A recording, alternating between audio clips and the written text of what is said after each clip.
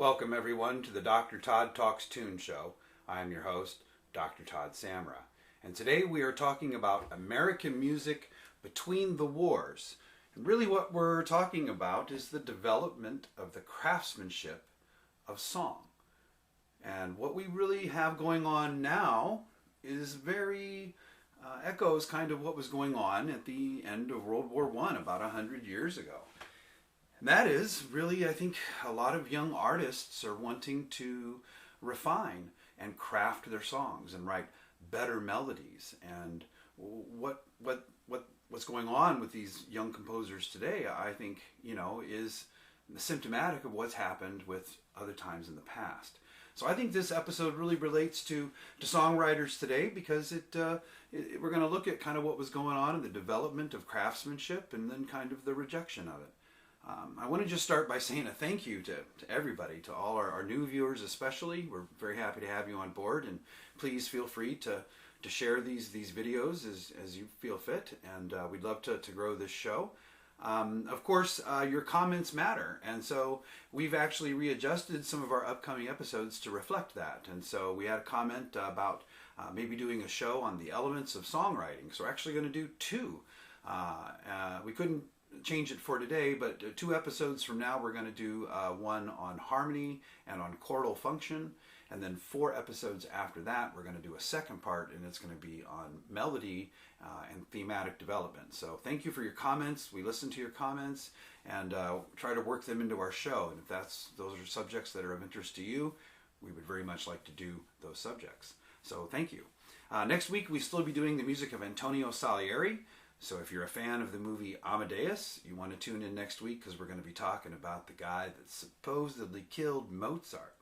Going to take a look at some of his music, and it'll be a lot of fun. So that's next week, Antonio Salieri. But today we're looking at this development of song, and you're like, well, why did you do White Christmas? Irving Berlin, this was the #1 selling piece of sheet music of all time. Probably will stay that way forever because we don't buy sheet music the way we used to. So this song will probably stand the test of time. And it was first published in 1942, which is of course right after America entered World War II. In December of 1941. So it's very close to that. And this song really represents a certain level of craftsmanship in song. And if we look at the melody, kind of the ascending nature of it is reflecting of the ideology of the words. I'm dreaming of a white Christmas. Because if Christmas isn't white, it just ain't no good. Just like the ones we used to know. And so we have this certain sophistication in melodic writing, thematic writing, well, harmonic also, throughout the time from the end of World War I till we get to World War II. And of course, that's going to really continue. In the 1950s, things start to change a little bit. And what we end up with in the 1950s is this, a fantastic example of how things change. Right? So what we get with Hound Dog is a return to kind of a raw style, the raw elements of this song, not sophisticated, because this generation is wanting to reject the aesthetics of the generation that came before them, which were all about sophistication. So when Hound Dog really took over and became this huge hit, it was really kind of the coming full circle back to this kind of rawness in music that is going to remain in popular music through punk and grunge. There's a certain amount of rawness, and that's one of the important elements of that music is not sophistication, but this returning to a raw nature in music. So let's go back a little bit and let's listen to Big Momma Thornton. Yeah, that's where Elvis got it from. Makes more sense when she sings the song. But let's go back to the early 1920s and listen to a couple examples of what music sounded like. This is Paul Whiteman, okay? And he led a band that was called a sweet band because the rhythms they played were even, not hot rhythms. So they were sweet rhythms. So what I'm going to do is forward it up here to a good spot, and we're going to listen to when the vocals come in.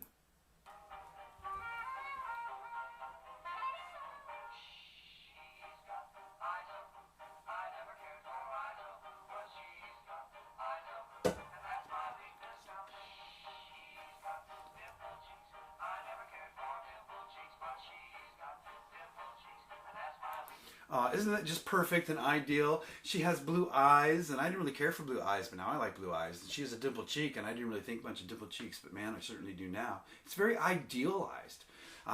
It's very kind of elemental. If you think about the background of the music, you just kind of hear the guitar, boom chuck, boom chuck, boom chuck. It's not really all that sophisticated. The sophistication is kind of happening in the vocals, in those kind of tight harmonies that we have moving around. So not all that sophisticated. Let's listen to some Duke Ellington. This is the East St. Louis Toodaloo. Raise your hand if the first time you ever heard this song was Steely Dan's Pretzel Logic. This guy. See, it's raw. And so that's kind of where music is starting out here after the end of World War I. There's still just kind of this element of rawness to it, but of course it's going to develop.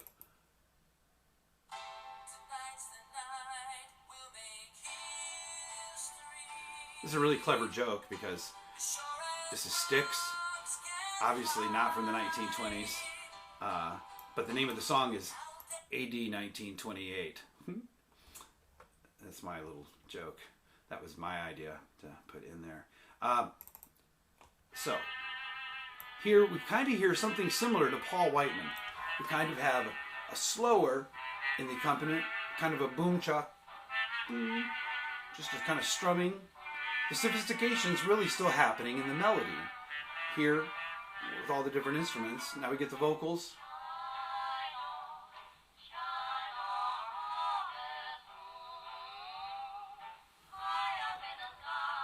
So a little bit more sophisticated than what we had before, a little bit more. Still kind of some of the similar elements going on in the rhythm section, not a lot of sophistication there, but the melody and the harmonies around the melody are becoming more and more sophisticated. Let's listen to Artie Shaw do a little Cole Porter. Now we're getting more sophisticated. I want to straighten my tie, if I had one on. Right? You sit up a little taller. It's definitely a more sophisticated melody.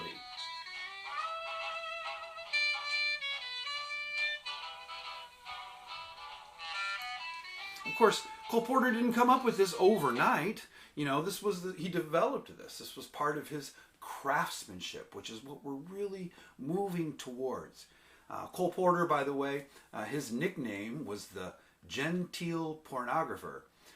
So if you want, you can look up the song "You're the Top" and read the words, and they mean what you think they mean. Kind of naughty, Cole Porter. Of course, then we also have George Gershwin, who throughout the 1920s and into the 1930s, of course, he dies way too young. What we see is a definite level of sophistication in his music, and we could do an entire episode on him. And of course, we're going to do a episode on Ella Fitzgerald coming up, and we're going to profile some Gershwin in that episode. But to just kind of start with, let's look at this example.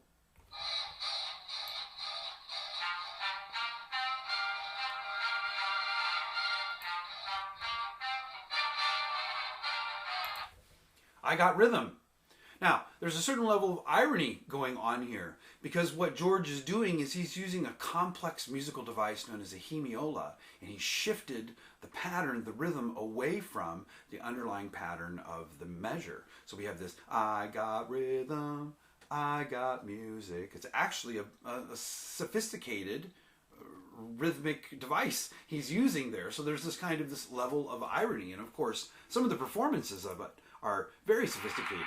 Benny Goodman.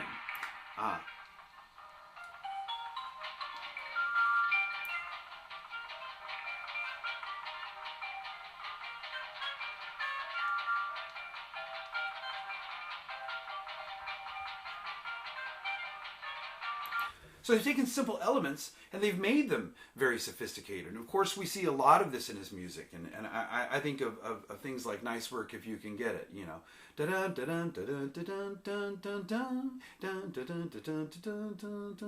It's really a clever, you know, nice work if you can get it, and you can get it if you try. And you look at Someone to Watch Over Me, gosh, we could do a whole show on just that one song, on all the different interesting layers of things going on in the voice leading in that piece of music. Just a lot of really interesting things. And of course, Gershwin felt a little bit differently than some of his contemporaries because unlike Copland and eventually Bernstein and many others who went to Paris to study with Nadia Boulanger, he did not get that opportunity. He did get the opportunity to meet Ravel when Ravel came to New York, and he went to Ravel and he said, "Ravel, will you accept me as a student?" And Ravel said to him, "No, Gershwin, you should just be Gershwin and be true to you and do not worry about anyone else." That's not exactly what he said, but he kind of sounded like that. And that's what Gershwin did. And he was rejected by Ravel, who wasn't known for taking students anyway. Von Williams studied orchestration, but not composition. So, you know, we really kind of weren't surprised by the fact that he rejected Gershwin as a student. But Gershwin then had to remain true to himself. So his classical music, Rhapsody in Blue, An American in Paris, etc., tend to reflect the compositional practices that he was accustomed to in popular music, working in Tin Pan Alley. So, you know, even Leonard Bernstein, as a conductor, said of Gershwin's music that it's like a term paper where every paragraph is written on a different subject. It isn't constructed the same way as like traditional classical music. Doesn't mean it's not good, doesn't mean it's not great music, but it just wasn't kind of normal maybe with what was going on in the concert hall with other composers, which brings me to Aaron Copland, because Aaron Copland in the 1930s rejects what a lot of these other composers are doing and starts to write music for American audiences, things they would enjoy. So what I want to just listen to for a second is a little bit of Emerson, Lake and Palmer. Hoedown. You know, can you imagine being in a concert hall the week before? The week before, maybe you went to go see Wozzeck, Alban Berg's opera, and you're like, afterwards, you're like, whoa, that was heavy. Ooh, that was a lot. I need something different. What's on the pop series this week? And you get Hoedown, and you're in the concert hall, and you're like, wow, you're really enjoying this. So, you know, that was a choice that Copland made. And by the way, be careful on the spelling of his name. It's spelled like Copland, like that movie with Sylvester Stallone. Copland, pronounced Copland. That's one of the most common composer names I see misspelled quite often. So what we see here between World War I and World War II is a choice to make things more sophisticated, to develop melodies and themes and the craftsmanship around that. Smoke Gets in Your Eyes is a great example, you know, of that level of craftsmanship. And then of course it kind of climaxes. We get into World War number two, and eventually we get into the 1950s, and we end up with Hound Dog, and things have kind of returned to a more raw form. So I think what's going on today is truly an echo of what was happening really 100 years ago, that we are becoming interested in creating more and more sophisticated and well-written melodies. And I see this in so many young people today, so many young songwriters wanting to get better and better at working that craft. And so I see kind of the same trend we have happening today as what we had happening 100 years ago. Thank you so much for tuning in. Please subscribe to our channel. We're very, very happy to have everyone tuning in and watching the show. Looking forward to next week. And thank you for watching Dr. Todd Talks Tunes.